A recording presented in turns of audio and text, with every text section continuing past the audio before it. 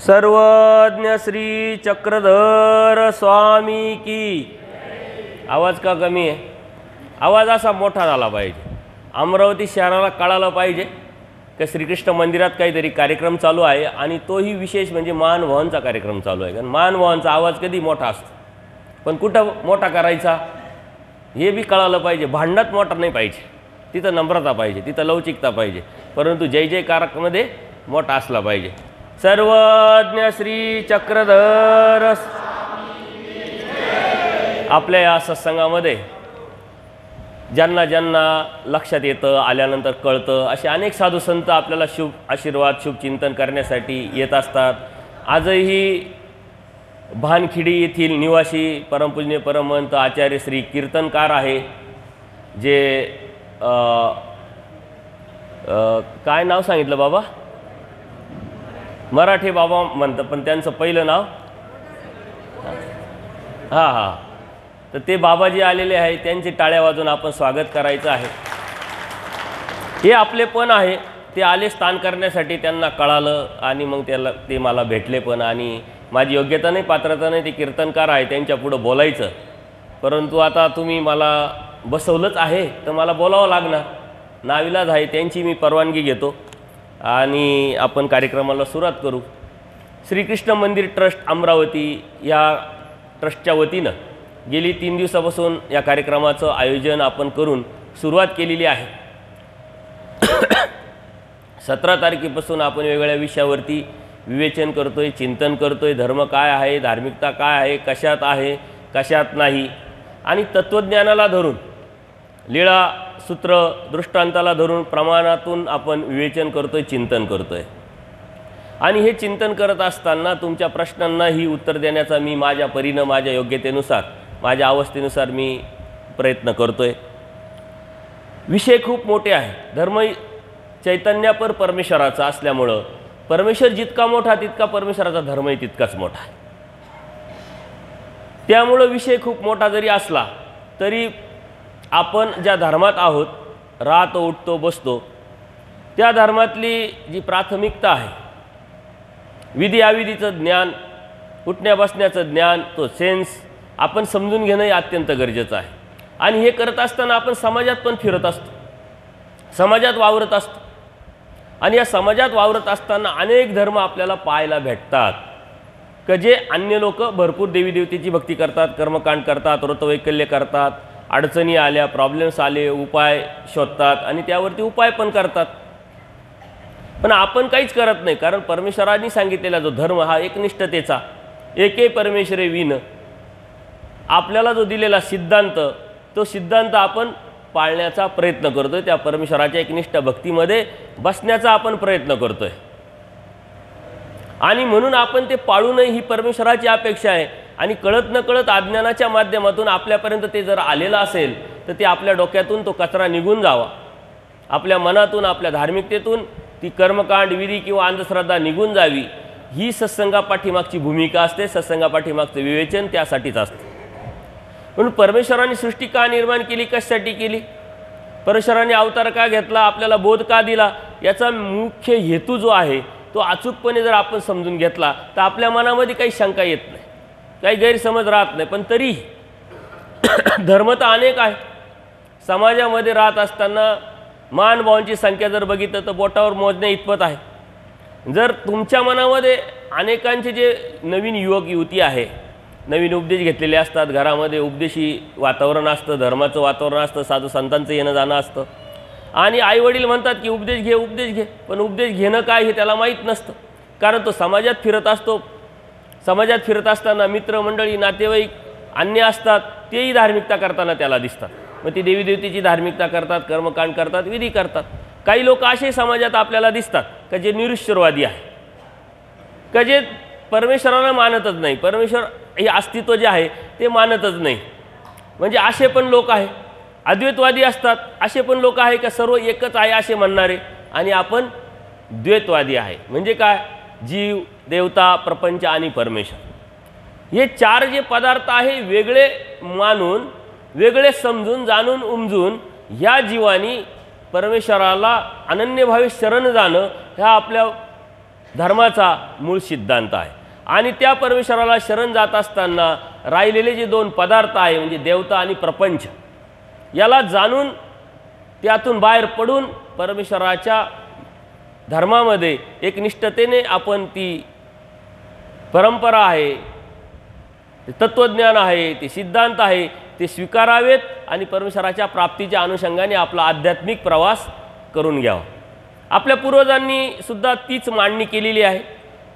परमेश्वराने तत्त्वज्ञान सांगताना जीव, देवता, प्रपंच आणि परमेश्वर, कारण जीवाला केंद्रस्थानी ठेवून परमेश्वराने हे तत्त्वज्ञान सांगितलं।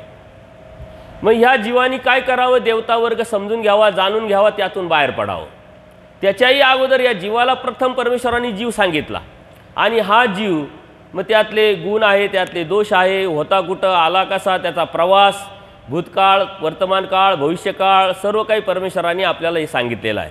म्हणजे जेव्हा तुम्ही यूट्यूबवरती माझ्या सत्संग ऐकण्यासाठी जाल तेव्हा एक अभ्यासक्रम तयार केलेला आहे आणि त्या अभ्यासक्रमामध्ये जीव हा पदार्थ अत्यंत विस्तृतपणे परमेश्वराने जो सांगितलेला आहे त्याचं आपण विवेचन चिंतन केलेलं आहे। जीव पदार्थ संपल्यानंतर त्यावरती प्रश्नपत्रिका पण टाकून उत्तरपत्रिका पण अपेक्षित केलेली आहे, कारण आपण अभ्यास करतोय, धर्म सांभाळतोय, समजून घेतोय, जाणून घेतोय, तर तो किती काळाला याचं चेकअप पण आपलं झालं पाहिजे।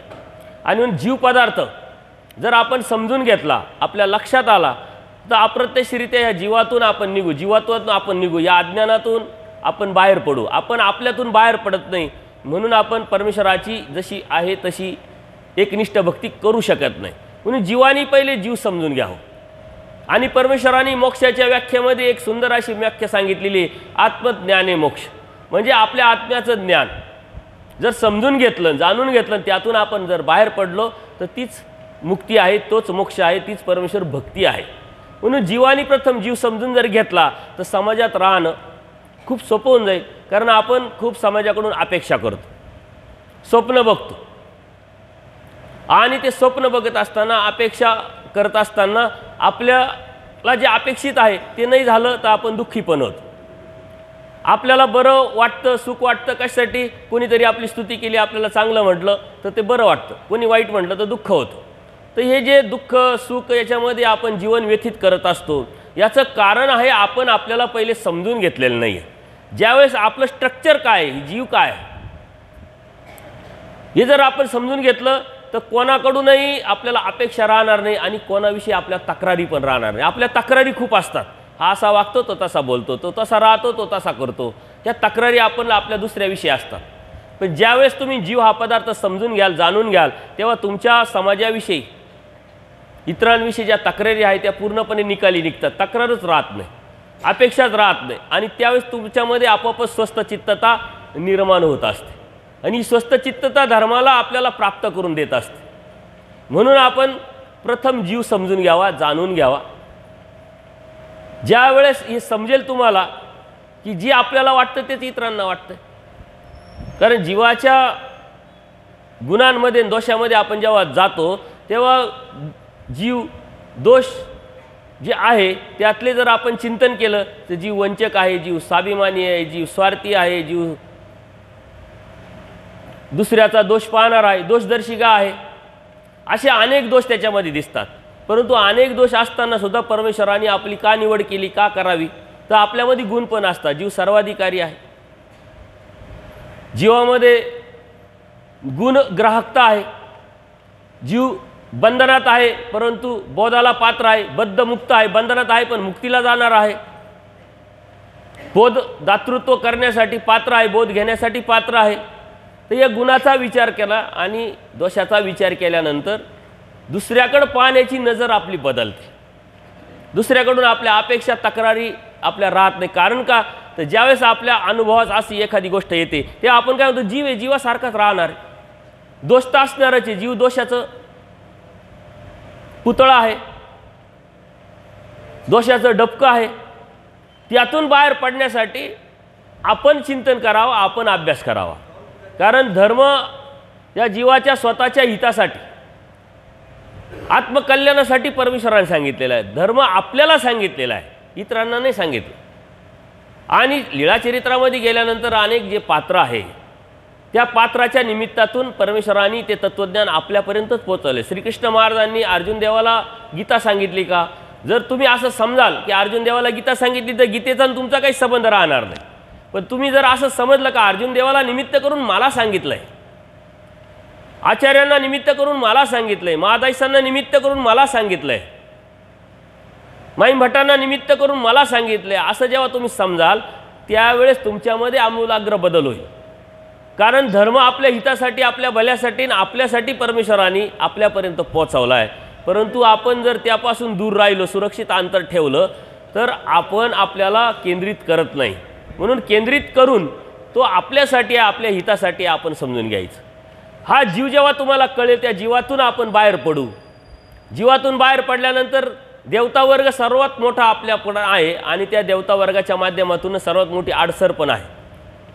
कारण देवता वर्ग हा जो आपल्याला परमेश्वराने सांगितला तो जर आपण योग्य पद्धतीने अभ्यासला नाही तर दैवराटीत असून, परमेश्वराच्या भक्तीत असून जे कर्मकांड विधी आपण करतो ते देवतेचेच आहे, ऋतवैकल्य ते देवतेचेच आहे। म्हणजे अप्रत्यक्षरित्या आपण परमेश्वराच्या भक्तीत असून सुद्धा देवतेची भक्ती करतोय म्हणून एकनिष्ठ या तत्वात आपण बसत नाही। एकनिष्ठता हा आपलं मूळ तत्व आहे, त्यातून आपल्याला जर जायचं असेल परमेश्वरापर्यंत तर देवता वर्ग समजून घेणं अत्यंत गरजेचं आहे। म्हणून देवता वर्ग हा एक सिस्टमचा भाग आहे, ही समाज व्यवस्था आहे, ही सृष्टी व्यवस्था आहे। त्या देवतेचा कुठं कुठं, कधी कधी, केव्हा केव्हा आपल्याला संबंध येतो हे आपण बघितलं पाहिजे। आपण सहजच बोलता बोलता म्हणतो आम्ही देवतेला मानत नाही, आणि हे अत्यंत चुकीचं आहे। सर्वात जास्त मानभाव देवतेला मानतात। का मानतात? ते जाणतात किती देवता, कुठं देवता, काय कार्य करतात, आपण अस्तित्व मानतो की नाही। तुम्हाला विचारल्यानंतर तुम्ही लगेच सांगाल देवता वर्ग आहे। एका ब्रह्मांडात किती देवता आहे? 81 कोटी 1,10,00,000 देवता आहे। मग त्या कर्मवीच्या देवतेपासून अष्टदेवनी, अंतराळ, स्वर्ग, कैलास, वैकुंठ हे साऱ्या ज्या देवता आपण बघतो चैतन्य देवतेपर्यंत, आणि त्यांची स्वरूप मर्यादा, त्यांचे पंचप्रकार हे सर्व आपण जाणतो की नाही? जाणतो म्हणून मानतो, अस्तित्व रूपाने आपण त्या देवतेला मानतो। भक्ती का करत नाही? त्यांना शरण का जात नाही? तर आपल्या जीवनाचं मूळ कर्तव्य काय आहे? मुक्ती। भक्ती ही मुक्तीसाठी करायची असते, ती मुक्ती त्या देवता देऊ शकत नाही, कारण त्या नित्यबंधनात आहे म्हणून देवतेची आपण भक्ती करत नाही, परंतु मानत नाही असं नव्हे। म्हणून आपल्यामध्ये आणि समाजामध्ये जे दुरावा निर्माण झाला आहे हे सर्व काही मानभावांचं अज्ञान आहे, अन्यथा ज्ञान आहे, हे लक्षात घ्या।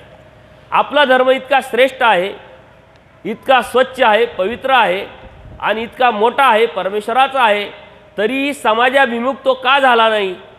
तुम्हाला परमेश्वर स्वामी श्री चक्रधर कळाले, इतरांना का कळू नये? ते सकळही मानभावांचं फेल्युअर आहे, आपल्याला कळाला नाही म्हणून आपण योग्य पद्धतीने समाजापर्यंत नेऊ शकलो नाही, सांगू शकलो नाही, म्हणून हे आपलं अपयश आहे।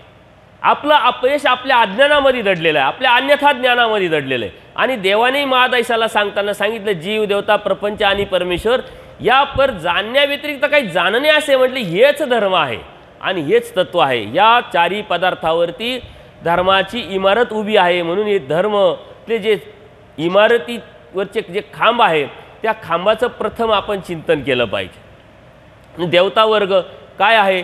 तुम्ही यूट्यूबवरती गेल्यानंतर तुम्हाला मोकळं विवेचन, आता संभाजीनगरला पण असाच 10 दिवसाचा सत्संग होता, तिथं आता तिसरी वेळ झालेली आहे। आता ही पहिलीच वेळ तुमच्याकडे आल्यामुळे तुमची सर्व्हिसिंगच चालू आहे। पहिले तुमचं क्लीननेस, बुद्धीमध्ये काय आहे, डोक्यात काय आहे, हा कचरा काढल्याशिवाय, बिडारावर काय बिडार असे, कर्मकांड, विधी, अंधश्रद्धा असल्याशिवाय, तुमचे गैरसमज दूर झाल्याशिवाय पुढं जाताच येत नाही। आणि म्हणून मलाही लिमिटेशन पडतं। जेव्हा प्रथम आलोय तर त्यावरतीच मी जास्त जोर देतो आणि तुम्हाला धर्म काय आहे, धर्म कशात आहे, धर्म कशात नाही हे सांगण्याचा प्रयत्न करतोय, जेणेकरून तुम्हाला कळालं तर अचूकपणे तो धर्म सांभाळण्यासाठी तुमचा प्रयत्न चालू होईल, तो प्रवास चालू होईल, तो रस्ता चालू होईल आणि पुढच्या वेळेस येईल तेव्हा मग एक विशिष्ट विषय घेऊन आपल्याला पुढे जाता येईल। तिथं आता विशिष्ट विषय घेऊन आम्ही पुढे गेलेलो आहे। पहिले जेव्हा सत्संग होतात तेव्हा आता मी कुठे गेलो तर 3-3 सत्र घेत असतो, 4-4 घेतो, तसं पाहायला घेतो। 6 ते 7 योगाचा क्लास असतो।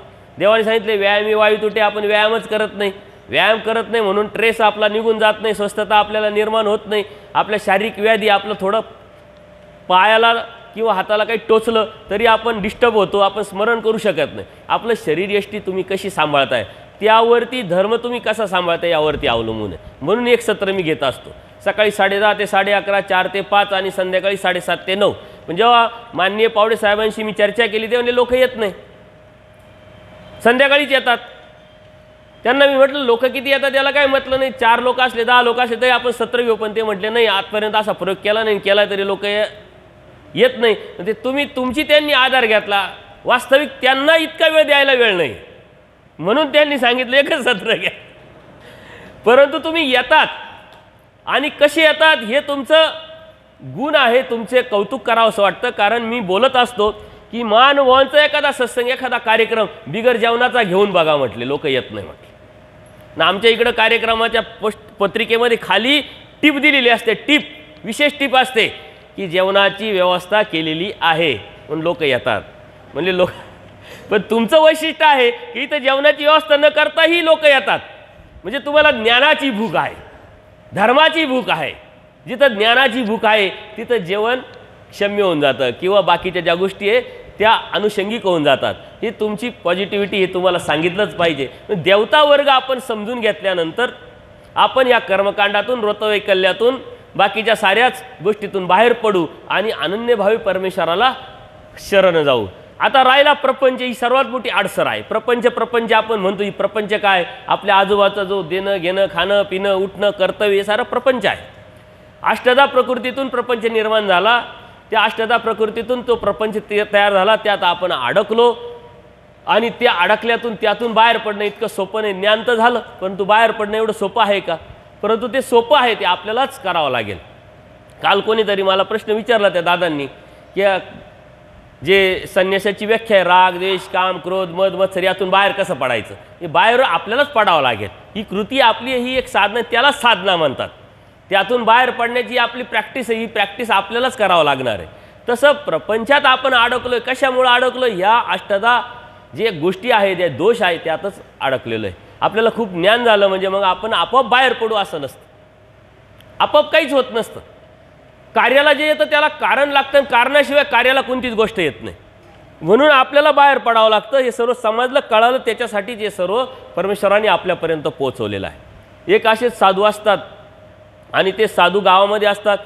साधू म्हटल्यानंतर स्वस्थ चित्तता, प्रसन्नता, कोणाचं टेन्शन नाही, काही ट्रेस नाही, काही बाकीची धावधाव नाही, पळपळ नाही, अभिलाषा नाही, म्हणजे स्वस्थ चित्तता, शांत. आणि त्या गावातले लोक त्या मंदिरात यायचे, दर्शन घ्यायचे, जायचे. परंतु एक अशी बौद्धिक व्यक्ती होती तुमच्यासारखे, तर ते म्हटले आपल्याला किती टेन्शन आहे, किती ट्रेस आहे, या प्रपंचाचं किती केलं तरी कमीच पडतं, त्यातून किती डोक्याला ताण होऊन जातो. वेळेवर जेवण नाही, वेळेवर झोपणं नाही, डोक्याला ताण. हे बाबा कसे शांत बसतात, स्वस्थ बसतात. यांना काहीतरी येतं, काहीतरी यांच्याकडे नॉलेज आहे, यांच्याकडे काहीतरी विद्या आहे, ती आपण यांच्याकडून शिकून घेऊ, म्हणजे आपण पण शांत हो म्हटले. आणि मग ते बाबांकडे जातात, विनंती करतात का बाबा तुम्ही आम्हाला काहीतरी ज्ञान द्या, काहीतरी शिकवा, काहीतरी समजावा, जेणेकरून मीही तुमच्यासारखा होईन, स्वस्थ राहील, चित्त राहील, शांत राहील.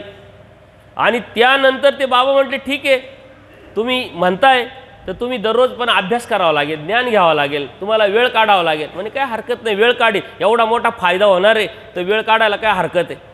आणि मग ते वेळ काढायला लागले. वेळ ठरला, सकाळी 10 ते 12 यायचं, अभ्यास करायचा, आपला आपला प्रपंच करायचा. तो दररोज त्या वेळ काढून त्या बाबांकडे जायचा.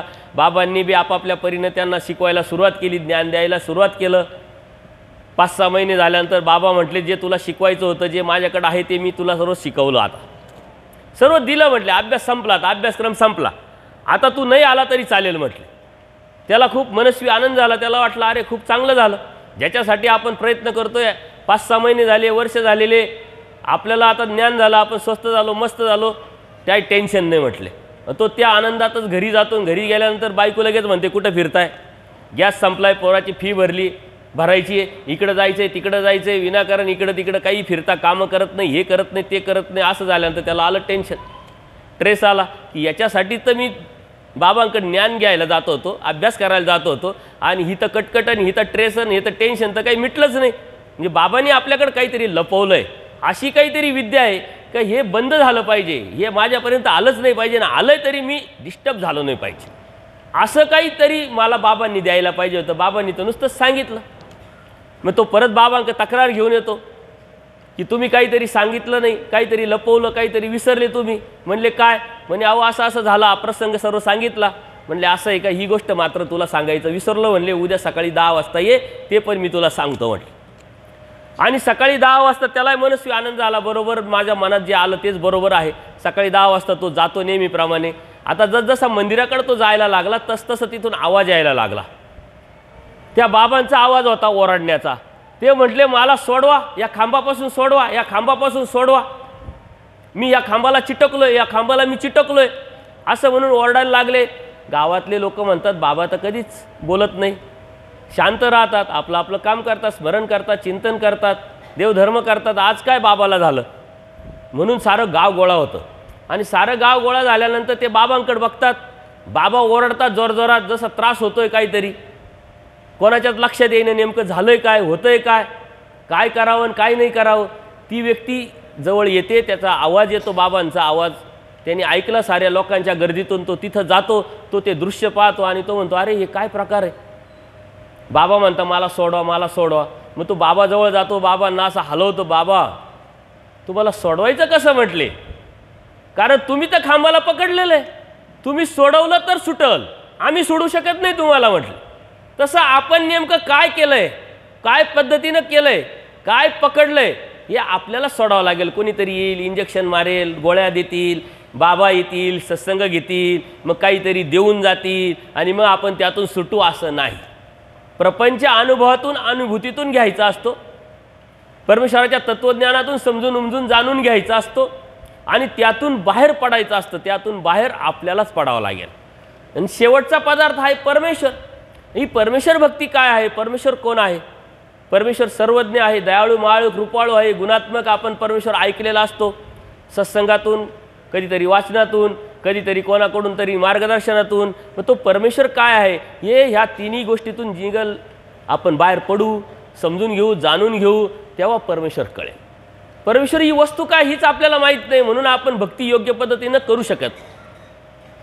परमेश्वर ही वस्तू काय हे आपल्याला जर कळालं तर परमेश्वराला अपेक्षित असलेली धार्मिकता, परमेश्वराला अपेक्षित असलेलं तत्व, सिद्धांत, आचार, विचार प्रणाली आपण स्वीकारू आणि त्यावरती चालण्याचा प्रयत्न करू. आता हे करत असताना हे आपल्याला समजलंय, परंतु समाजामध्ये राहत असताना धर्म तर खूप आहे, म्हणजे नेमका खरा धर्म कोणता, त्यांचा खरा, आपला खरा, आपण आपला म्हणतोय खरा म्हणून खरं समजायचं का, तत्त्वज्ञानात त्याला काही आधार आहे का, काही प्रमाण आहे का, हे आपल्याला जाणून घ्यावं लागेल.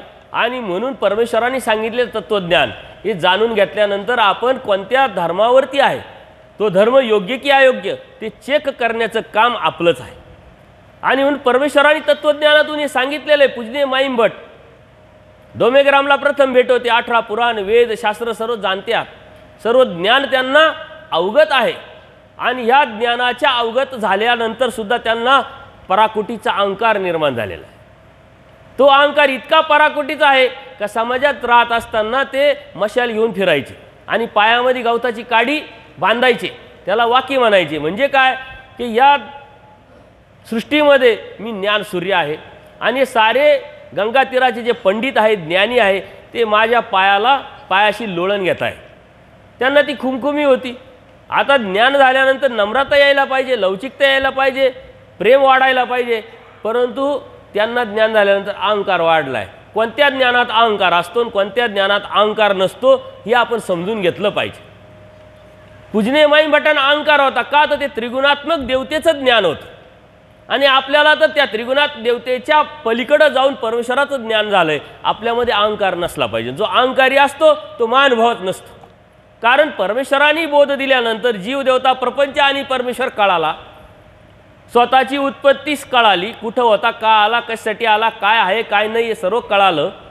देवता समजल्या, परमेश्वर समजला, प्रपंच समजला आणि तरी त्याच्यात अहंकार असेल तर तो महानुभव कसला. म्हणून अहंकाराच्या पलीकडे जाऊन आपली धार्मिकता आहे. अत्यंत नम्रता, अत्यंत लवचिकता, अत्यंत आपलेपण, अत्यंत प्रेम हे आपल्या धर्मामध्ये मूळ तत्व आहे, सिद्धांत आहे. आणि हे परमेश्वरांनी वेळोवेळी अनेक लीळेंच्या प्रसंगानुरूप आपल्यापर्यंत ते पोचवलेलं आहे. त्याचंही आपण विवेचन केलं.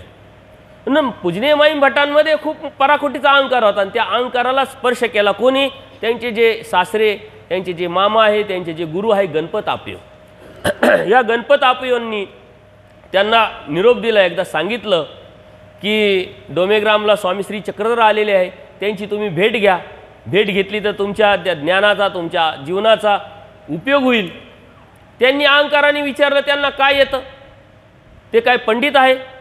कोण आहे कोण म्हटले ते मला सांगता येत नाही, पण मराठी सुंदर अनिवार्यपणे बोलतात. म्हणजे मराठी बोलतात, संस्कृतमध्ये बोललं तर मग त्यांना काय बोलता येईल का नाही.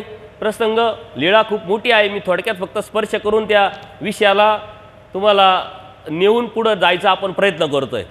त्यावेळेस मग प्रसंगानुरूप त्यांनी सांगितलं ठीक आहे मी येतो. एक योग आला. योगानंतर गणपत आप्पेंबरोबर ते डोमेग्रामला आले. देवाची त्यांची भेट झाली. सकाळची वेळ होती. सुंदरपणे देवाने आपलं जे सौंदर्य आहे, लावण्य आहे, हे सर्व प्रसन्नतेने त्या आपण राजमठामध्ये कधीतरी तो ओटा केलेला असेल, कधीतरी ते स्थान केलेलं असेल, तिथं देव अत्यंत प्रसन्नतेने बसलेले होते. आणि देवाला माहिती आहे आज कोण येणार आहे, काय चर्चा होणार आहे, यांना काय द्यायचं आहे, त्यांचा अधिकार काय आहे, अयोग्यता काय आहे, त्यांना अडसर काय आहे, हे सारं देवाला माहीत आहे. आणि मग माईम भट आल्यानंतर, माईम प्रथम आल्यानंतर थोडा अहंकार असल्यामुळं त्यांनी काही दंडोतच केला नाही, फक्त करप्रणिव असं केलं फक्त आणि बसले. बसल्यानंतर देवानी त्यांना विचारलं का हो तुमच्याकडे 18 पुराण वेद शास्त्र सर्व ज्ञात आहे, पण जन्मवृत्तीचा फेरा चुकेल म्हणजे संस्कृती छेद होईल असं काही आहे का. तो प्रश्न त्यांना अत्यंत छोटा वाटला. आणि तो छोटा वाटल्यामुळं त्यांनी परत परमेश्वराला सांगितलं की मग तुम्ही हे जे रूप घेतलं हे कशासाठी घेतलं, हे डोंग कशासाठी केलं, एवढं छोटा प्रश्नाचं उत्तर तुम्हाला माहीत नाही. तर पण देव अत्यंत स्थिर, कोणत्याही प्रकारची चिडचिड नाही, कोणत्याही प्रकारचं त्यांना प्रत्युत्तर नाही. त्यांनी ते ऐकून घेतलं. आणि ऐकून घेतल्यानंतर बाईसांना मध्यस्थी केलं आणि बाईसांच्या माध्यमातून सांगितलं का ब्राह्मण काय म्हणतो. म्हणले दैवाचा भाग्याचा. म्हणले अहो मी असं म्हणतो ते असे म्हणतात. आता बाईसा प्रेमी भक्त त्या चिडल्या, त्यांनी शिव्या द्यायला सुरुवात केली. ते गप्प करा म्हटल्यानंतर बाईसा काही गप्प बसेना. आणि मग देवानी काय आठवण करून दिली, अहो तुम्ही काय केलं म्हटलं, तुम्ही तेच केलं ना, 3 दिवस आम्हालाही पायपुसण्यावर बसवलं, दुधी करंट्यामध्ये भात खाऊ घातला, आमचा अपमान काय तुम्ही कमी केला का. मग असं मर्मावरती बोट ठेवलं का आपण गप्प बसतो. मग ते बी गप्प बसल्या. त्या गप्प बसल्यानंतर देवानी सांगितलं जीवाला स्वतःहून ज्ञान संभवत नाही म्हटलं. आणि मग त्यांनी हत्तीचा दृष्टांत सांगितला, सुरीचा दृष्टांत सांगितला. माईंभट समोर आहे, ते तुम्हाला दृष्टांत माहीत आहे. हत्तीचा दृष्टांत तर कॉमन आहे. तो हत्तीचा दृष्टांत आपण समजून उमजून आपल्यापर्यंत घ्यायचा असतो. हा कर्मराटीच्या अनुषंगाने, तसं दैवराटीच्या अनुषंगाने पण घ्यायचा असतो. दैवराटीतले आपण सुद्धा एका स्वामींचे, एका परमेश्वराचे, एका तत्वाचे, एका धर्माचे जरी असले तरी आपल्यामध्ये वेगळी विचारधारा का आहे, का बरं वासना निर्माण व्हायला पाहिजे. मला असं वाटतंय, तुम्हाला असं वाटतंय, असं का व्हायला पाहिजे. याचं कारण मी जिथं पोचलोय तिथं तुम्ही पोचले नाही, जिथं तुम्ही पोचले तिथं मी पोचलो नाही, आणि मी माझंच खरं असं समजून आपण चालत असतो. वास्तविकता तसं नाही आहे. दुसऱ्याच्या विचाराचा आदर करून तेही आपण घेणं हा आपला धर्म आहे. जसं 1 रुपया माझ्याकडे आहे, तुमच्याकडे 1 रुपया आहे, तुम्ही मला दिला, मी तुम्हाला दिला, एकच राहिला.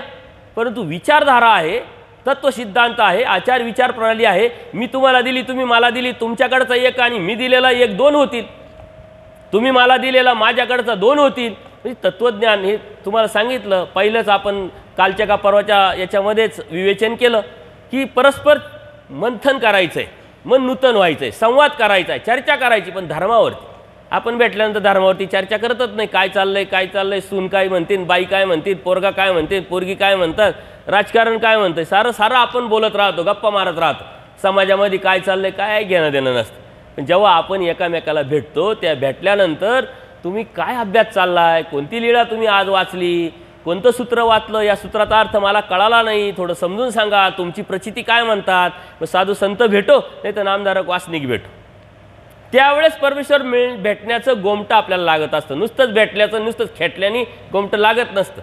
कसं भेटायचं, काय भेटायचं हे सांगायचं. पूजनीय माईम भटांना निमित्त करून परमेश्वराने हे तत्त्वज्ञान आपल्यापर्यंत पोचवलेलं आहे. पूर्वी प्रकरण सांगितलं आणि मग उद्धारणाच्या 12 सूत्रापर्यंत देवानी तिथं त्यांना विवेचन केलं. 5 अवतार सांगितले. ते म्हणले एका परमेश्वराशिवाय तर जीवाचं मुंचन नाही. त्यांनी तर कर्माचा सिद्धांत सांगितला. कर्माचा सिद्धांत देवानी खोडला. नित्यकर्म निमित्तिक कर्म, हे नित्यकर्माला जातं, निमित्तिक कर्म फळाला जातं, कर्मच राहत नाही, कधी ज्ञान आणि कधी वैराग्य.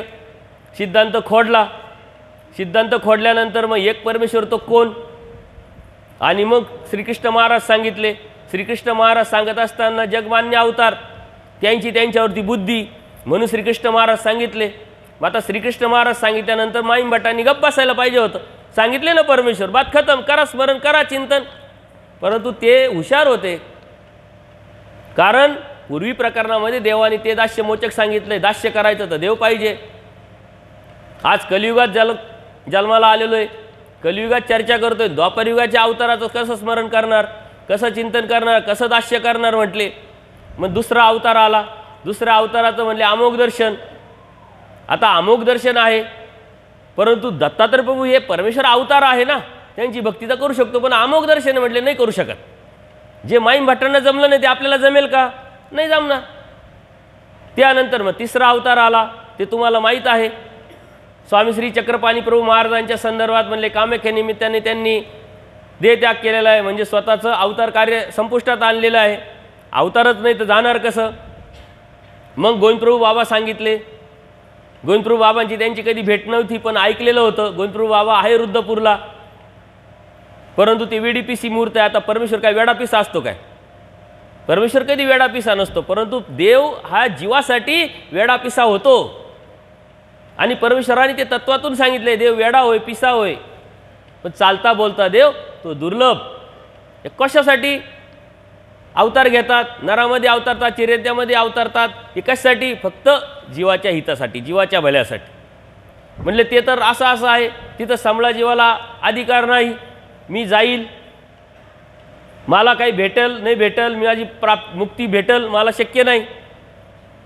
आणि मग देवानी स्वतःपर्यंत पूजनीय माईम भट्टांना आणलेलं आहे. अप्रत्यक्षरित्या आपल्यालाही स्वामी श्री चक्रधरांनी स्वामी श्री चक्रधरांपर्यंत आणलेलं आहे. आपण का भक्ती करतो, कोणाची करतो, कशाची करतो, हे आपल्यामध्ये अत्यंत स्पष्टता असली पाहिजे. आणि पाचवं ते निरंतर आठवायचं, म्हणून स्वामी श्री चक्रांची आपण भक्ती करतोय.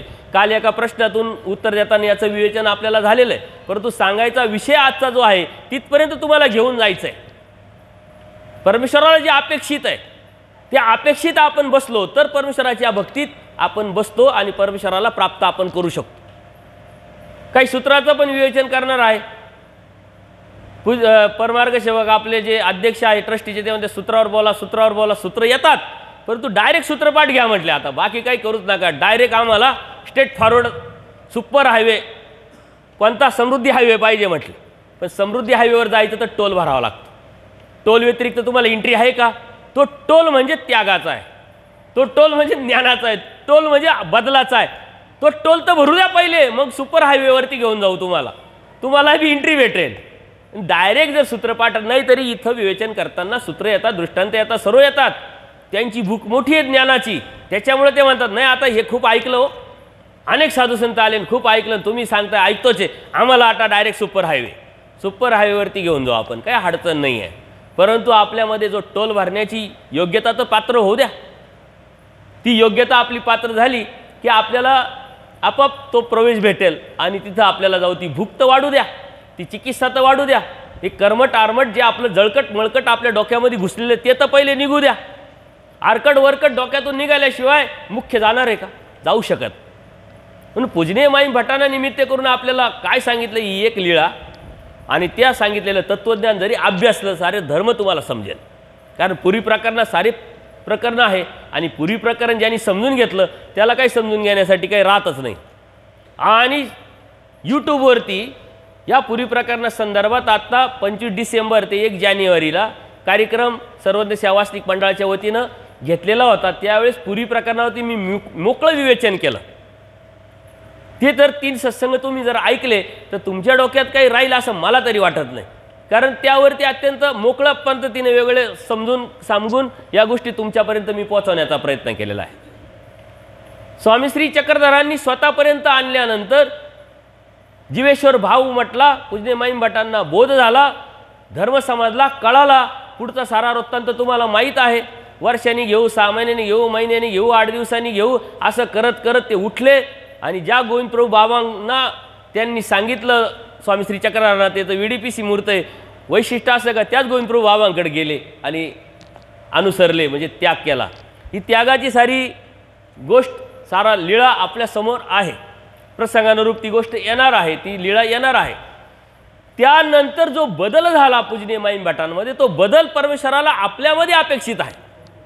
जे 18 पुराण वेद शास्त्र अभ्यासलेले पूजनीय माईम भट्ट, अत्यंत अहंकार, त्या अहंकारातून त्यांचं वागणं, त्यांचं बोलणं त्यांच्याकडं 60 भाज्या ते खायचे, म्हणजे सांगण्याचं तात्पर्य ते खरंच 60 भाज्या खात असतील का, पण तेवढी मोठी श्रीमंती त्यांच्याकडे होती. आता आपल्याकडं काय आहे बघा, आपल्याकडे 4 डबे असले तरी किती अहंकार असतो. अजिबात बोलायचं नाही म्हटलं, आमच्याकडे काय तुम्हाला माहीतच नाही आहे, काही असो का नसो आपल्याकडे फक्त अहंकार आहे, आपल्याकडे काहीच नाही आहे. पूजनीय माईम भट्टांनी इतकी श्रीमंती आपल्याकडे नाही आहे, ना विचाराची, ना ज्ञानाची, ना इस्टेटीची, काहीच नाही आपल्याकडं. फक्त आपल्याकडे अहंकार, आणि अहंकारातून बाहेर पडणं म्हणजे धर्म आहे. तो बदल परमेश्वराला अपेक्षित आहे. ज्यावेळेस पूजनीय माईम भट रुद्रपूरला जातात, एक मातंगाला ते विचारतात की गोविंदप्रभू बाबा कुठं गेले. त्यांनी गोविंदप्रभू बाबा आत्ताच गेले, हे बघा त्यांचेच पावलं आहे म्हटले. हे सांगितल्यानंतर त्या मातंगाला त्यांनी दंडवत घातला. पूर्वीमध्ये म्हणजे ज्या वेळेस बोध झाला नव्हता त्यावेळेस यदाकदाचित त्या मातंगाची त्यावेळीची परिस्थिती तशी होती. त्या मातंगाची सावली जर पडली तर पूजनीय माईम भट्टांनी 4 वेळा आंघोळ केली केली असेल, कारण तशी परिस्थिती होती. पण आज त्या मातंगाला ते दंडवत घालतात. हा बदल परमेश्वराला अपेक्षित. तिथं गेल्यानंतर गोविंदप्रभू बाबांकडे गेले, काही बँड घेतला, कार्यक्रम घेतला, मग दीक्षेचा कार्यक्रम, मग तुम्हाला आमंत्रित केलं, असं काही केलं का नाही. एक गुळाची भेली नेली, गुळाची भेली दिली आणि अनुसरले. एका गुळाच्या भेलीत अनुसरण, आचार्यांचं एका सुपारीत अनुसरण, बाईसांचं फक्त उच्च आसनावर बसले होते उडी मारली अनुसरण. काही खर्च अनुसरण अनुसरण आपल्या डोक्यामध्ये कितीतरी गोष्टी, आणि या अनुसरणाच्या दीक्षेच्या नावाखाली आज कितीतरी कर्मकांड आपल्याकडे येत आहे. ते थांबवण्याचं काम तुमचं आमचंच आहे. धर्म आपला आहे, सांभाळायचं काम आपलं आहे. कोणीतरी एक बोलतंय, त्या बोलण्याला काय मतिदार, त्यांचा उद्देश काय, हेतू काय हे आपण समजून घेतलं पाहिजे. त्यांचा भाव काय हे आपण समजून घेतलं पाहिजे. ज्यावेळेस तुम्हाला एक कळेल त्यावेळेस तुम्ही बोलायला लागेल, तेव्हा हे थांबेल. त्याच्यामुळे या रूढी परंपरा ज्या चुकीच्या आहेत त्या थांबवण्याचे काम आपलंच आहे. जे योग्य त्याला सपोर्ट करून त्या वाढवण्याचे काम आपलंच आहे. पूजनीय माईम भट तिथं गेल्यानंतर त्यांनी काय व्यापार मागितला. गोविंदप्रभू बाबांच्या ज्या बाबांसाठी जे बनवल्या जातं स्वयंपाक, तिथली जी चूल होती त्या चुलीची राख काढण्याचं काम, ती सेवा पूजनीय माईम भट्टांनी घेतली. आता वास्तविक या पुरुषप्रधान संस्कृतीमध्ये हे काम कोणाचं असतं, स्त्रियांचं काम, स्त्रियांची सेवा पूजनीय माईम भट्टांनी मागितली. हे किती मोठी नम्रता आहे, किती खाली आले ते. आता अहंकार राहिला का नाही, बोध होतात अहंकार गेला, आपल्याला बोध झाला, मग अहंकार राहिला का. लवचिकता यायला पाहिजे, दास्य यायला पाहिजे, नम्रता यायला पाहिजे. तो बदल परमेश्वराला जो अपेक्षित आहे तो पूजनीय माईम भट्टांमध्ये आपल्याला दिसतो. म्हणून माईम भट्टांकडून त्याग शिकावा, माईम भट्टांकडून नम्रता शिकावी, लवचिकता शिकावी, धर्मावरती चालण्याची जी निष्ठा आहे त्यांची ते शिकावी. आपण शिकायचं कोणाकडून, आपले जे प्रेरणास्त्रोत आहे हे कोण आहे, लीळाचरित्रातले ते साधक आहे का ज्या परमेश्वराच्या सन्निधानात ते होते.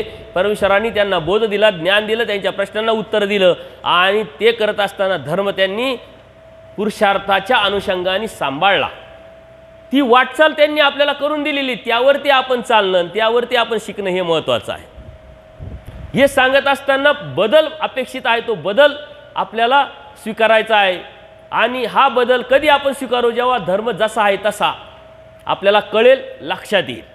म्हणून परमेश्वराचा धर्म कसा आहे, या अद्वैत काय आहे, द्वैतवाद काय आहे, किंवा निरीश्वरवाद काय आहे, हे शास्त्रातून आपल्याला परमेश्वराने सांगितले. श्रीकृष्ण महाराजांनी तत्त्वज्ञान सांगताना अर्जुन देवाला भ्रम झाला, आणि तो भ्रम तोडण्यासाठी श्रीमद भगवद्गीता सांगितली.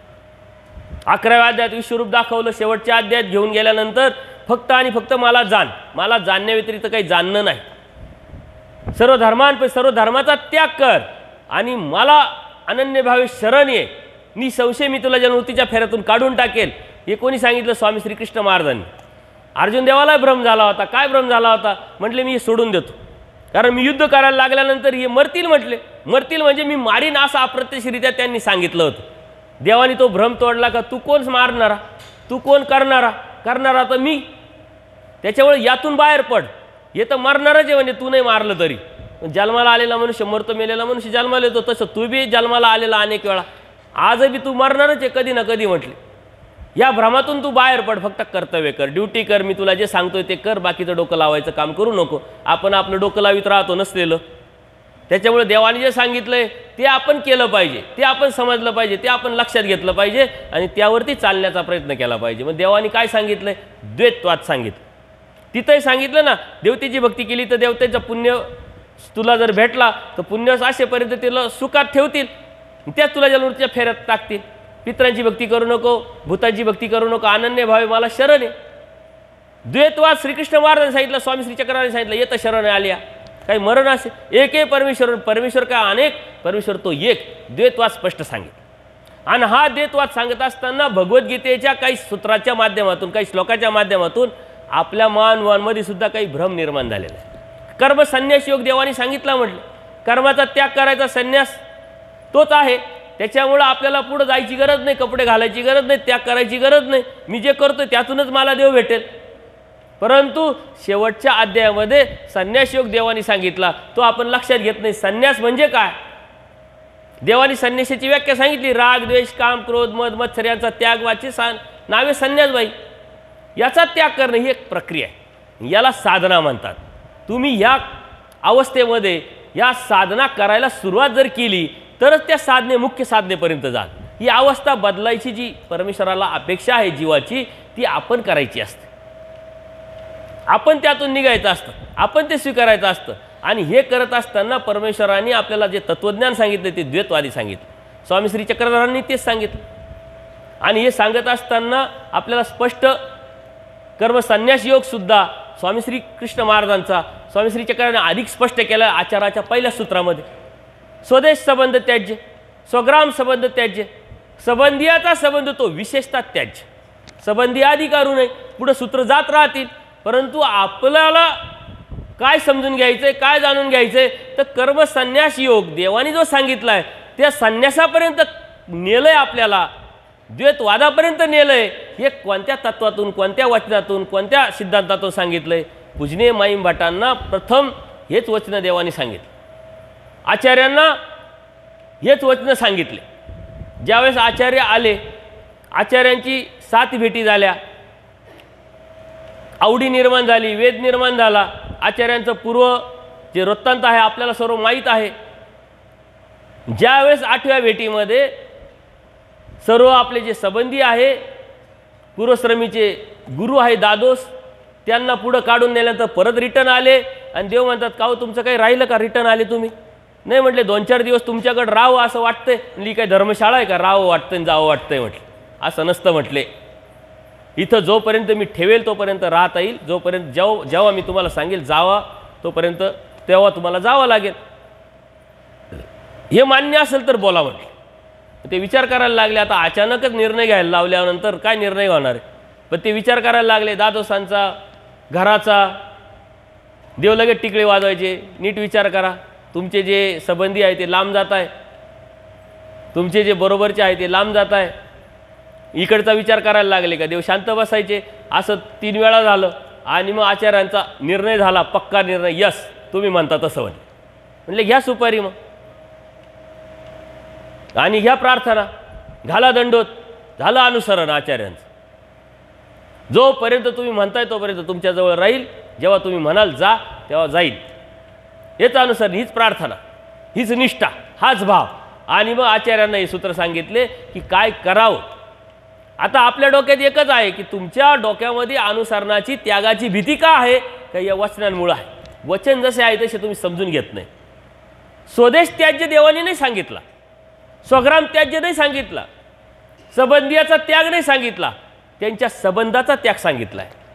संबंध म्हणजे अटॅचमेंट, आत्मक भाव, आंतरिक त्यांच्याविषयी असलेलं प्रेम, आपलेपण. तुमच्यामध्ये भ्रम झालेला आहे, तो भ्रम या संबंध या शब्दातून काढून टाकलेला आहे देवाने. अटॅचमेंट काढून टाकायची म्हटले. त्याग करायचा म्हणजे नेमकं काय करता? आजची परिस्थिती अशी आहे, मी 500 किलोमीटर आलं तरी मोबाईल आहे ना माझ्याकडं, व्हिडिओ कॉल लावून बोलल चालेल. काल आपण बघितलं भक्तिजाडापेक्षा, आता ते सूत्रांचं आपण विवेचन करणार आहे. कालचं भक्तिजाडाला धर्मीय अधिकार नाही, कर्मजाडाला धर्मीय अधिकार नाही. का बरं?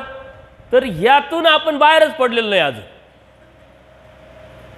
याच्यातून का बाहेर पडलो नाही? धर्म जसा आहे तसा आपण समजून घेतला नाही. कुठे जरी गेलो तर आपली अटॅचमेंट राहणारच आहे. आंतरिक अटॅचमेंट तुटली तर त्या साधनाचा उपयोग करायची गरज नाही. ते त्यांचं करताय, आपण आपलं करू, आपला आपला देव धर्म करायचा आहे, आपण त्याग केलाय, बाहेर निघालोय बात खातं. आंतरिक भाव आपल्याला तोडायचा आहे. संबंधाचा त्याग करायला लावलेला आहे. तुम्ही संबंधाचा त्याग नाही केला आणि गावाचा त्याग केला, उपयोग काय? आंतरिक जर संबंधाचा त्याग केला तर कुठं राहतात याला काही महत्त्व नाही. येत आधी नव्हे जे म्हणितले ते की जे कुठं म्हणितलं ते करायचं देवाने सांगितलं. पण या वचनाचं जे चिंतन आहे ते आपण योग्य पद्धतीने करत नाही आणि त्याच्या पुढचे जे वचन आहे ते जर आपण घेतले तर त्यातून स्त्रियांच्या संदर्भात परमेश्वराने दिलेले वचन आहे, विकाराच्या अनुषंगाने सांगितलेले वचन आहे. तर स्त्री म्हणजे काय, देवाने काय चुकीचं स्त्रीला सांगितलं का? नाही, त्या कर्मफळाच्या अनुषंगाने त्या तिचं वैशिष्ट्य त्याचं लक्षण सांगितलेलं आहे. आणि जेव्हा असं सांगतात परमेश्वर त्याच्यासाठी आयडिया पण देतात की काय पाळायला पाहिजे, काय खबरदारी घ्यायला पाहिजे. ती खबरदारी न घेतल्यामुळं आज आपल्याला रुद्रपूरला झालेली जी घटना आपल्या कानावर येते ना आपल्याला दुःख होतं. रुद्रपूर सारख्या घटना का होतात की परमेश्वरांनी सांगितलेल्या आयडिया आपण स्वीकारलेल्या नाही आहे. मग आपल्याला दुःख होतं कारण धर्म आपला इतका श्रेष्ठ आहे, चांगला आहे. धर्माच्या संदर्भात एखादी बातमी येते, दुःख होतं, बदनामी होतं, अरे माझा धर्म, अरे माझा धर्म. कितीतरी फोन आम्हाला आले. अरे फोन करून काय उपयोग आहे? देवानी सांगितलेली जी सिस्टम ती पाळायची नाही आणि ती पाळण्यासाठी कोणी हट्ट धरायचा नाही. त्यावरती कोणी बोललं का लगेच हे विपरीत झाले, हे नालायक झाले. हे आपल्याला समजलं नाही म्हणून या साऱ्या अडचणी. धर्म काय आहे, आजची जी परंपरा आहे, आजची जी पद्धत आहे, आजची जी सिस्टम आहे ही कुठेतरी चुकती आहे आणि यातून आपल्याला बाहेर पडायचं आहे. या अशा गोष्टी आज या कॉमन होऊन जातील भविष्यात.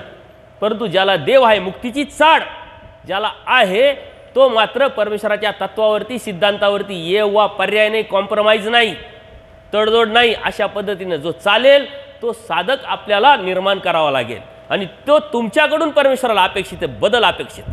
पूजनीय माईन भटांमध्ये बदल झाला, बदल सहजासहजी होत नसतो. आचार्यांमध्ये बदल झाला, सहजासहजी झाला का? तो निर्णय क्षमता होती त्यांच्यामध्ये, बुद्धीची स्ट्रॉंगनेस होता त्यांच्यामध्ये.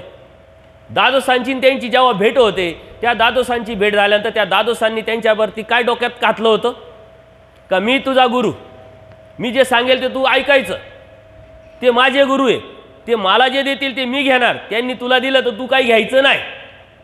असं रोखून ठोकून सिन्नरला पहिल्या भेटीत जेव्हा नेलं तर हे सांगितल्यानंतरही ज्यावेळेस स्वामी श्री चक्रधरांनी तांबूळाचा प्रसाद देऊ केला तर आचार्यांनी समोर दादोस बसलेले होते तरी हात पुढे केला आणि तो प्रसाद घेतला. म्हणून आचार्य प्रसादवत झाले, हे लक्षात घ्या.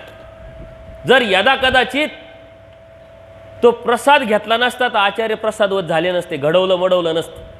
त्यांची निर्णय क्षमता स्ट्रॉंग होती.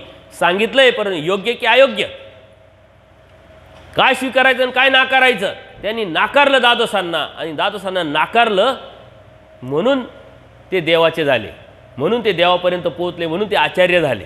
हे लक्षात घ्या. तर आपल्याला नाकारावं लागेल, कोणाकोणाला नाकारायचं आणि कोणाकोणाला स्वीकारायचं हे धर्मतत्वज्ञानातून समजून घ्यावं लागेल. आचार्यांमध्ये आमूलाग्र बदल झाला, तो बदल सहजासहजी झाला नाही.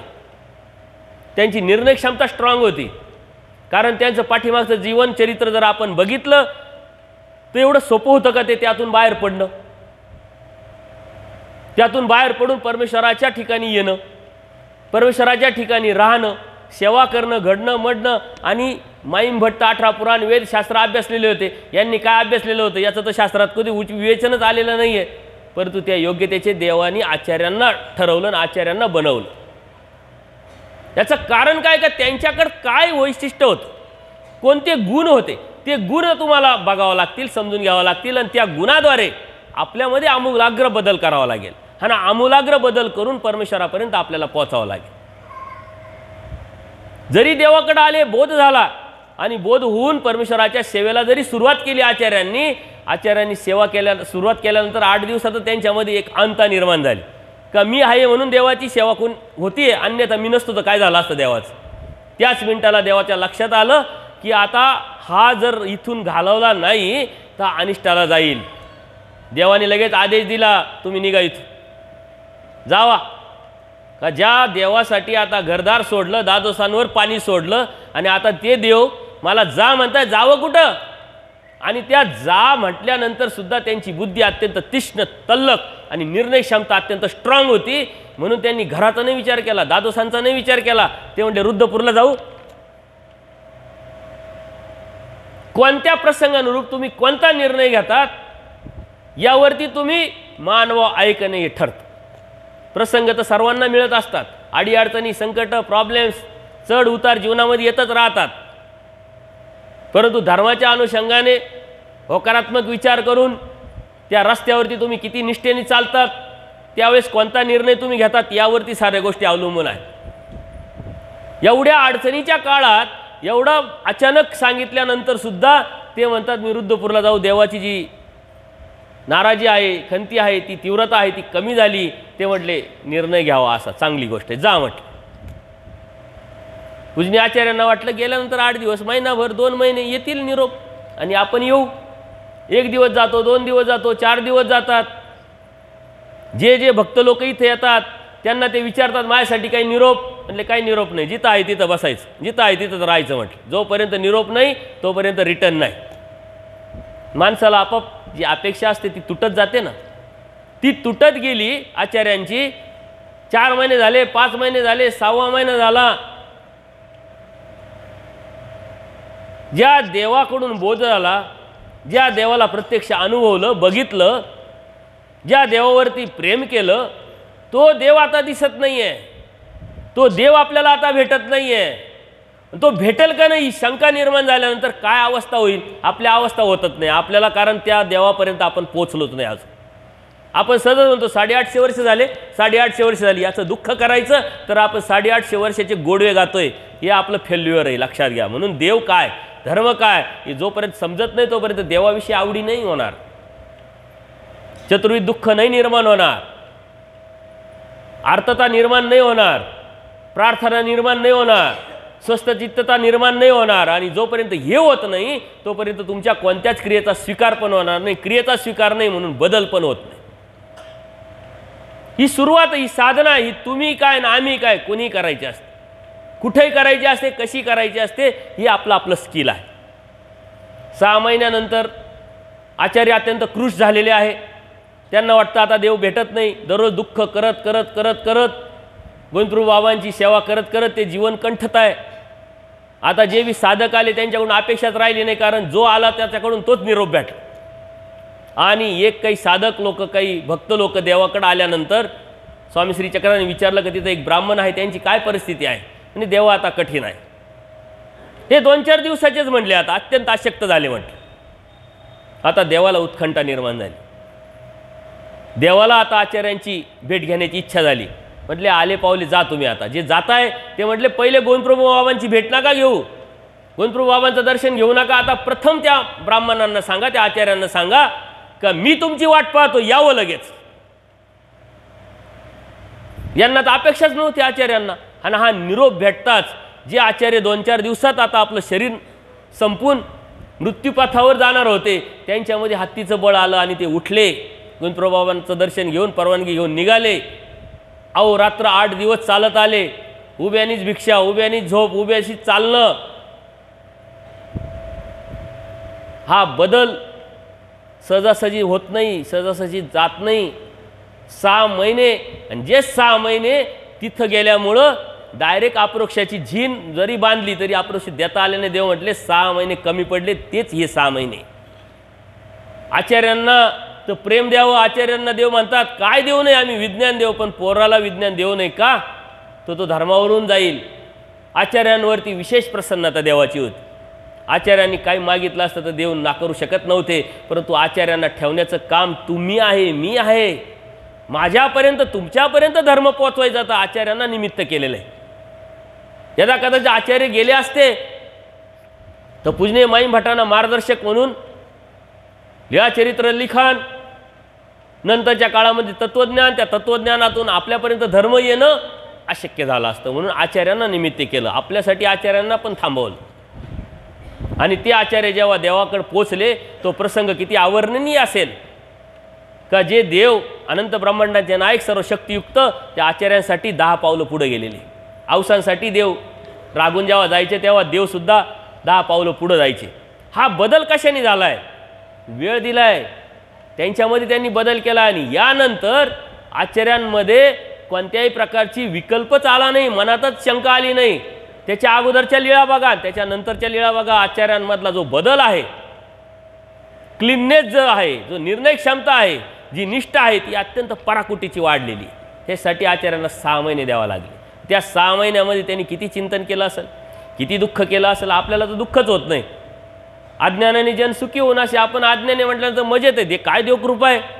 घर झालं, सून झाली, मुलगा झाला, गाडी आली, मान पान पैसा अडका झाला, काय देव कृपा आहे. सकाळी उठल्याबरोबर एखादा पदार्थ खाण्याची इच्छा झाली आणि सून म्हणते तीच भाजी मी करू का. वा वा, काय देव कृपा झाली. जी खाण्याची इच्छा तेच माझ्यासमोर आलं. परमार्ग तुमचं जीवन किंगा. परमेश्वरांनी सांगितलं पण आपलं जीवन नाही आहे, आपलं जेवण झालं आहे. या जेवणातून जोपर्यंत आपण बाहेर पडत नाही तोपर्यंत परमेश्वर आपल्याला कळत नाही. परमेश्वराला बदलाची अपेक्षा. हा बदल परमेश्वराला आपल्याला द्यायचा आहे आणि त्या परमेश्वराने द्वैतवाद सांगितला आहे. आता अद्वैतवाद जो आहे तो कोणी सांगितला नाही, तो धर्म देवतेचा आहे. सारे एकच असे म्हणणारे समाजामध्ये राहत असताना मात्र वर्गीकरण त्यांनी केलेलं आहे. जसं परमेश्वर अवतार घेतात आणि अवतार घेऊन स्वतःचं ज्ञान सांगतात, तसं देवता सुद्धा अवतार घेतात विग्रहाच्या माध्यमातून, पण ज्ञान न सांगता स्वतः तो धर्म करून दाखवतात आणि मग समाजाला त्यांच्या धर्माला लावतात. त्यांचं ते कार्य, तो सिस्टम भाग. ज्याची अवस्था जशी आहे, योग्यता आहे, तो अद्वैतवाद तो देवतेचा, निरीश्वरवाद तो देवतेचा. परंतु त्यांना सुद्धा परमेश्वरांनी चांगलं म्हटलेलं आहे. पण आपण म्हणतो अन्य अन्य अन्य. आपण एक दरी निर्माण केलेली. आमचं तुमचं चालत नाही, तुमचं आम्हाला चालत नाही. तुमचा देव वेगळा, आमचा देव वेगळा. परमेश्वर म्हणतात देव काय अनेक देव, तो एक. जर देव एक आहे त्यांचा ना आमचा काय वेगळा आहे का मग. परंतु परमेश्वरांनी चांगलं म्हटलंय पण आपल्याला ते माहीत नाही. देवानी सांगितलेलं आहे कर्म जडापेक्षा भक्ती जड चांग, कर्म वासनेपेक्षा ब्रह्म वासना उत्तम. हे भक्ती जड आणि ब्रह्म वासनेचे कोण आहे. अन्य लोक आहे का ज्यांना बोध नाही परमेश्वराची भक्ती, ते करत नाही, परमेश्वराच्या भक्तीपर्यंत येत नाही. ते म्हणतात चांगलं आहे का, तर त्याला अधिकार प्राप्त होणार आहे. कळत नाही. आपणही बी काय डायरेक्ट ढागातून उतरलो लगेच उपदेशी झालो, लगेच बोध झाला का. काही भाग्यवान जीव आहे का ज्यांच्या घरामध्ये अगोदरच धर्म आहे, तिथं जन्माला आले, त्यामुळं परंपरेने त्यांना धर्म भेटला. पण तो बी लगेच भेटला का. सहजासहजी काहीच भेटत नाही. त्याला कारणं लागतात.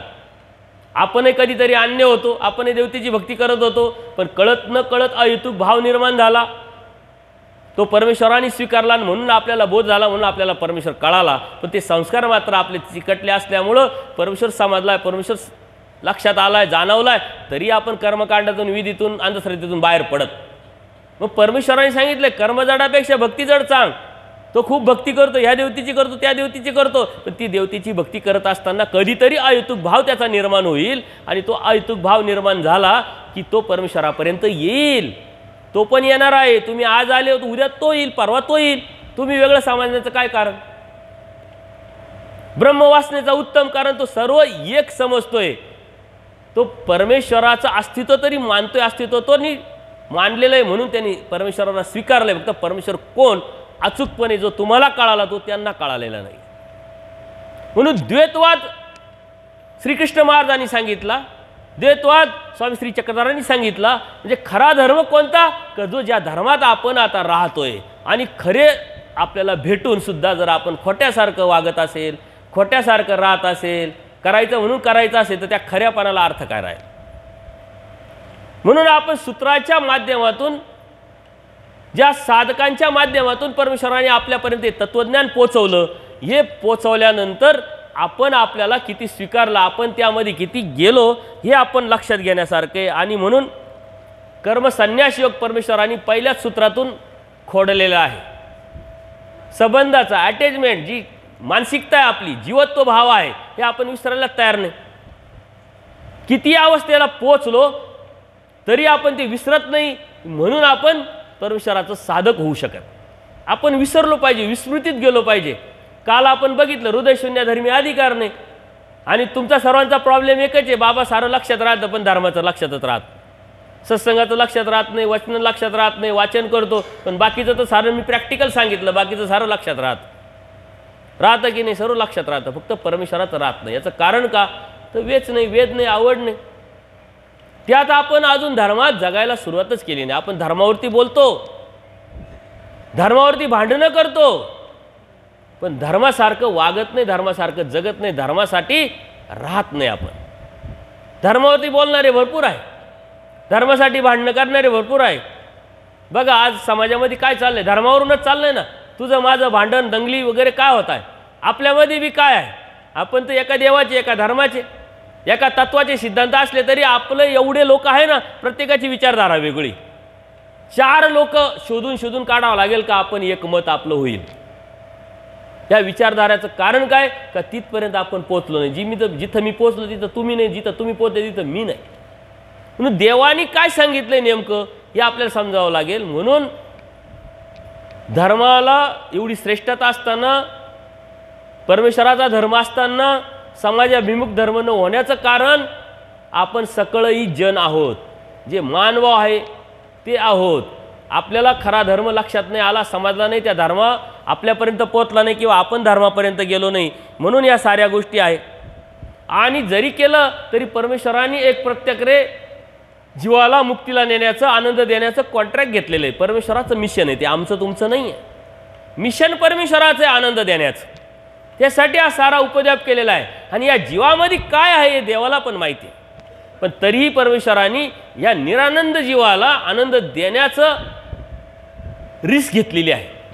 तर निरानंद आहे मुळातच, अनादि अविद्यायुक्त आहे, अनंत दोष आहे, मतित्रय आहे, वाईट विचार करणं, वाईट चिंतन करणं, वाईट कृती करणं, ते ऊर्ध्वगतीला आणणं एवढं सोपं नाही आहे. पण तरीही त्या परमेश्वराचं आपल्यावरती प्रेम आहे. आपलं दुःख त्या परमेश्वराला बघवत नाही, पावत नाही. म्हणून त्या परमेश्वराने निवड केलेली आहे आपली.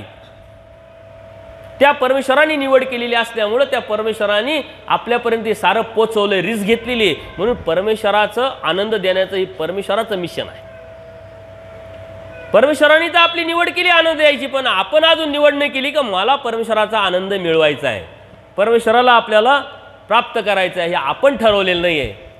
विषय मोठा आहे, परंतु वेळेचा अभाव असला तरी मी थोडंसं स्पीडली घेतो तुमच्या लक्षात येण्यासारखं. म्हणून अयोग्य जीवाला परमेश्वर योग्य करतात. प्रयत्न करताना परमेश्वर म्हणतात मी सहाय्य करेन. या अटी शर्ती लक्षात घेतल्या तर आपल्याला पुढे जाता येईल. पण आपण प्रयत्न करत नाही, परमेश्वराला जसं आहे तसं समजून घेतलं नाही. आणि आपलं एवढं भाग्य आहे का हे भाग्य या परमेश्वराचा ज्याला बोध झाला त्या भाग्याचा जो जीव आहे त्याच्या व्यतिरिक्त भाग्य कोणालाच नाही आहे. कारण परमेश्वराचा अवतार यती मुनीचा वेश, जीव उद्धारण्याचं व्यसन, अलौकिक परमेश्वराचा अवतार, उभयदृश्य अवतार आपल्याला भेटला, आपल्याला समजला. आणि त्या परमेश्वराने अत्यंत स्पष्ट, पारदर्शकपणे आणि खूप छोट्या छोट्या अपेक्षा तत्वज्ञानातून या जीवाकडून केलेल्या आहेत. त्याही आपल्याला जर करता येत नसेल तर आचार्य म्हणतात या परमेश्वराकडून जो उद्धारणार नाही तो कुठेही उद्धारणार नाही. म्हणून आपल्याला सर्वात मोठी संधी आहे. ही संधीचा फायदा आपण किती घ्यायचा हे आपण ठरवायचं. संधी परमेश्वराने आपल्याला दिलेली आहे, संधी आपल्यापर्यंत परमेश्वराने पोचवलेली आहे. म्हणून या ज्या गोष्टी आहे या आपण लक्षात घेतल्या पाहिजे. महादाईसाला वाराणसीला जायचं आहे, दादोसांनी त्यांनी ठरवलेलं आहे. ती लीळा खूप मोठी आहे, पण तरी त्याला मी स्पर्श करतो. आणि स्पर्श करत असताना 2 वेळा 3 वेळा ती महादाईसा दादोसांकडे जाते, दादू समजावतात, ती परत देवाकडे ते देव म्हणतात काय बाई तिथं सन्निधान मोचक आहे, तिथं इथल्यासारखेच माणसं, इथल्यासारखेच झाडं, इथल्यासारखं सर्व काही, कशाला जाता. पण ते ऐकत. शेवटी ती जाते. गेल्यानंतर तिथं तिला उमगतं, लक्षात येतं देवाने सांगितलं जाता येतं जा. किती देवाची कृपा आहे बघा, किती दयाळूपण आहे. एखादं म्हटलं जाता येतं जाय मग, पण देवाने सांगितलं जात आहे, पण तिथं काय करणार तुम्हाला माहीत आहे का नाही. देवाने सांगितलं जागा विकत घ्या, भाड्याने घ्या, लाकूड फाटा जे आहे ते विकत घ्या, किराणा विकत घ्या, आंधळा पांगळा आहे त्याला खाऊ घाला. तो त्या देवतेचा विग्रहाला परमेश्वराने भजन घडवलं, म्हणून भजन घडलं, तिला बोध झाला. आणि तिथंच त्यांनी दादोसांवरती पाणी सोडलं. ज्या दादोसांमुळं माझं देवाचं सन्निधान तुटलं तिथं त्यांनी दादोसांवरती पाणी सोडलं आणि संन्यास तू म्हटलं. तिथून आल्यानंतर देव म्हणतात तिथून याल तर तुम्हाला संन्यास देई. येताना त्यांना आजार झाला, त्या आजारात मृत्यू झाला असता. त्यांची मैत्रीण होती, म्हटले तुझं काही खरं नाही. म्हटले नाही मी मरणार नाही. का मरणार नाही, माझ्या देवाने मला सांगितलं तिथून आल्यानंतर मी तुम्हाला संन्यास देईल. याचा अर्थ ती ब्रह्मवाणी ती खोटी ठरूच शकत नाही. म्हटलं एवढी मोठी निष्ठा आणि असं समजतात इथीची मोहरीची पुरे, असं लक्षात येतात, असं जाणवतात. तिनं उक्त करतात, तिची तब्येत नीट झाली आणि इकडं आल्यानंतर ती महादाईसा देवाला अनुसर. तिथं सांगितलं राग द्वेष काम क्रोध मद मत्सर याचा त्याग म्हणजे संन्यास बाई, नुसतं पाणी टाकलं म्हणजे संन्यास होत नाही म्हटलं. आणि हे सर्व प्रसंग चालू असताना आचार्य तिथं बसतात आणि आचार्य म्हणतात की जो अज्ञानी त्यांनी जर अज्ञानासारखं केलं तर ठीक आहे म्हटले, पण जो ज्ञानी त्यांनी अज्ञानासारखी जर कृती केली तर काय म्हटले. देव म्हणतात कर्म चांडाळापेक्षा जात चांडाळ चांग म्हटले. जो ज्ञानी आहे, जो ज्ञानी ज्याला समजलंय उमजलंय कळालंय, पण तो अज्ञानासारखी जर कृती केली तर मी माफ करत नाही, धर्म त्याला माफ करत नाही. जो अज्ञानी आहे त्यांनी जर चुकी केली तर त्याला माफ करेल, कारण अज्ञानच आहे. हे परमेश्वराचं स्टेटमेंट आहे, आपल्या लक्षात घ्यायचं आहे. पण आम्हाला माफी नाही, तुम्हाला माफी आहे, हे लक्षात घ्या. तुम्ही म्हणता तुम्हाला माफी नाही, आम्हालाच माफी आहे, आम्हाला अडचण आहे. हे उलटं झालं आहे सर. आम्हाला माफी नाही आहे, तुम्ही आम्हाला ज्ञानी समजतात ना, आणि आम्ही बी शहाणे समजतो ना ज्ञानी, म्हणून इथं बसलो तुम्हाला शहाणपणा शिकवतोय ना. पण आम्हाला माफी नाही, हे लक्षात घ्या. आमची चुकी ती चुकी आहे, तुमची चुकी ती त्रुटी आहे.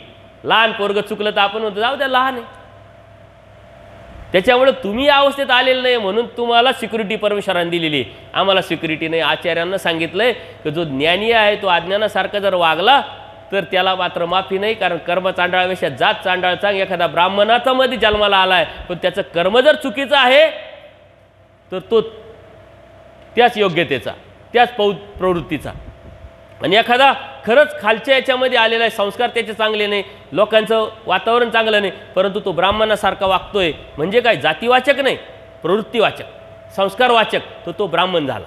म्हणजे अप्रत्यक्षरित्या भगवद्गीतेमध्ये सुद्धा स्वामी श्रीचक्रांनी सुद्धा कर्मावरती वर्ण सांगितलेले, परंतु भविष्यामध्ये पूर्वी भूतकाळामध्ये इतिहासामध्ये हे वर्ण आपल्यापर्यंत वेगळ्या पद्धतीनं आणले आणि त्याच्यामुळे जातीयता निर्माण झाल्या. जातीयता निर्माण झाल्यामुळं विधी कर्मकांड त्रास निर्माण झाला, त्यातून अनेक धर्म जन्माला आले. हा इतिहास आहे. परंतु देवाने ब्राह्मण शूद्र वैश्य क्षत्रिय असे वर्ण नाही सांगितले, कर्माने सांगितले. आपण कोण आहोत? आपण ब्राह्मण आहोत, ब्रह्मज्ञान जाणणारा तो ब्राह्मण. पण आपण ब्राह्मण असूनही अज्ञानासारखं वागत असेल तर मग आपण चांडाळ आहोत, हे लक्षात घ्या. मग आपण मानवा आहोत की चांडाळ आहोत याचं उत्तर आपण आपल्याला शोधलं पाहिजे. कारण परमेश्वराने आपल्याला ब्रह्मज्ञान जाणणारे सांगितलंय. ब्रह्मज्ञान काय? जीवदेवता प्रपंच आणि परमेश्वर द्वैतवाद. जो खरा धर्म आहे तो आपण स्वीकारलाय, समजलाय, जाणून घेतलाय आणि अनन्यभावी परमेश्वराची एक निष्ठ भक्ती आपण करतो. आपण ब्राह्मण झालो, पण आपली कृती जर अज्ञानासारखी असेल, अन्यांसारखी असेल तर मात्र माफी नाही. म्हणून परमेश्वराची प्रसन्नता नाही मिळवता आली तरी चालेल, परंतु परमेश्वर खंती किंवा नाराजी निर्माण होणार नाही याच्यासाठी धर्म आपण समजून घेणं हे अत्यंत गरजेचं आहे. विषय खूप मोठा आहे, परंतु विषय मोठा असताना सुद्धा तुमच्या लक्षात येतंय की नाही हे तुम्ही समजून घ्यायचे, तुम्ही जाणून घ्यायचे. आता मी तुम्हाला प्रश्न विचारण्याची अथॉरिटी दिलेली आहे ना, पण एक वेळ अशी येणार आहे का मी बी प्रश्न विचारणार आहे. तुम्हाला असं समजू नका बाबाचं भारी आमच्याच प्रश्नाचे उत्तर देतात, पण आम्हाला तुम्हालाही प्रश्न विचारावा लागेल. तुमचे उत्तर तुम्ही किती डोके तुमची इथं होती हे बी मला चेक करावं लागेल की नाही, पाहावं लागेल की नाही. धर्म खूप मोठा आहे. परमेश्वराला जो अपेक्षित बदल आहे तो बदल आपण आपल्या जीवनामध्ये करून घ्यावं. परमेश्वराचं आपलं अंतर कमी करावं. सूत्रपाठात गेल्यानंतर वचनांचा अर्थ आपण समजून घ्यावा. त्या वचनाच्या अर्थाच्या माध्यमातून जी परमेश्वराने सांगितलेलं तत्व सिद्धांत आचार प्रणाली आहे ती आपण समजून घ्यावं. आणि आजची परिस्थिती त्याला साजेत्य आहे की नाही, जर वैजत्य असेल तर त्यावरती बोलावं, त्यावरती सांगावं, त्यावरती टोकावं, हा काही दोष नाही. म्हणून मी पावडेसाहेबांचा का बरं फॅन आहे. त्यांना हे लक्षात आलेलं आहे कार्य चुकीचं आहे, त्यांचा अभ्यास आहे, ते काही असे हवेत गोळीबार करत नाही, त्यांच्या लक्षात आलेलं आहे. जरी परत परत प्रश्न ते विचारत असेल तर त्यांची पूर्वी माझी विचारधारा ते म्हणायचे अहो मी तर खूप काहीच बोलत नाही, तुम्ही तर खूप स्फोटक बोलतात, तरी तुम्हाला तीव्रता कमी आहे म्हटले नाराजीची किंवा याची. ते म्हटले मी शास्त्र प्रमाण देत असतो, तुम्ही मात्र बोलत असतात आणि हसून बोलतात, म्हणून प्रॉब्लेम नाही म्हटलं तुमचं. आमचा प्रॉब्लेम काय तर आम्ही सारं मोकळं सांगतो म्हणून अडचण आहे. कोणता विषय घेऊन कोण बोलतो, जो जसा आहे तसा बोलेल, जो जसा आहे तसा वागेल, जो जसा आहे तसा दिसेल, जो जसा आहे तसा कळेल तुम्ही कोण आहोत. देवाने एका सूत्र सांगितलं कर्म चांडाळापेक्षा जात चांडाळ चांग. तुम्ही कोण आहेत, तुम्ही परमेश्वराचे भक्त आहे की नाही, परमेश्वराच्या प्राप्तीच्या अनुषंगाने धार्मिकता करणारे आहे की नाही, तुम्ही परमेश्वराच्या तत्वावरती सिद्धांतावरती चालणारे मानव आहे की नाही. जर यदाकथित नसेल तर तुमच्यापेक्षा म्हटले जे अन्य ते बरे, कारण त्यांना अजून बोध होणार आहे, त्यांना संधी आहे. तुमची संधी गेलेली आहे. ती संधीचं सोनं नाही केलं तर त्यांच्यापेक्षाही आपली खडतर अवस्था होणार. कारण बोध एका जीवनात, एका जन्मात, एका सृष्टीत एकदाच होतो. ही संधी परत पुढच्या सृष्टीमध्ये आपल्याला प्राप्त होणार. सृष्टी अति दीर्घ. मग मधला काळ कुठं? दुःख दुःख, नरकत नरक. आणि त्या नरकातलं दुःख परमेश्वराला बघवत नाही, म्हणून पुन्हा पुन्हा परमेश्वर आपल्याला या नरदेहात आणून बोध देतात. आणि अनेक वेळा आपण ते दवडलेलं आहे, परंतु आता नाही तर कधीच नाही. ही संधी परमेश्वराने आपल्याला शेवटची दिलेली आहे. हे पूजनीय माईम भट्टांनी आपल्याला अप्रत्यक्षरित्या सांगितलेलं आहे. त्यांच्याही मनामध्ये नकारात्मक विचार आले होते, पण ते म्हटले अनंत जन्म गेले, अनंत सृष्ट्या गेल्या, तेव्हा काय देव कळाला नव्हता काय, तेव्हा का बोध झाला नव्हता काय, तेव्हा का देव अवतार नव्हता काय. मग ते का गेले? तर आपला अप्रयत्न. म्हणून आता नाही तर कधीच नाही म्हणून ते उठले. 60 भाज्या खाणारे ब्राह्मण भिक्षेचं खायला लागले आणि आता माई या जिंकला म्हटले. हे जिंकणं या पूजनीय माईम भट्टांच्या चरित्रातून आपल्याला घ्यायचं आहे. आणि आपल्याला जर जिंकायचं असेल तर आपल्या जीवनामध्ये बदल घडवायचा आहे. तो बदल शेवटच्या दिवशी तुमच्याकडून काय काय घडला हे मी चेक करणार आहे. आता नंतर प्रश्न उत्तरांचा तास होईल. गडबड करू नका, गोंधळ करू नका. ज्यांना घाई झाली ते जाऊ शकता. गुपचूप उठा, गुपचूप जा. जायचंय ती शेजारी, मी चालल्यावर, मी चालल्यावर. जाय बाई, एकटे कशाला सांगते? तिला काही घेणं देणं नाहीये. जा, आली आली झाली गेली. काय काय कोणी तुमची दखल घेत नाहीये. देवानी दखल घेतली, तुम्ही देवाची दखल घेत नाही. शेजारनी काला दखल घेईल? त्याच्यामुळे गुपचूप उठा, गुपचूप जा, बोलू नका. आणि ज्यांना प्रश्न विचारायचा आहे ते मनीष दादाला सांगा, किंवा एका वेळेस एकच प्रश्न अचूक आणि छोटा प्रश्न विचारा, म्हणजे आपल्याला योग्य पद्धतीने त्याचं विवेचन करता येईल. सर्वज्ञ श्री चक्रधर स्वामी की दंडवत हो.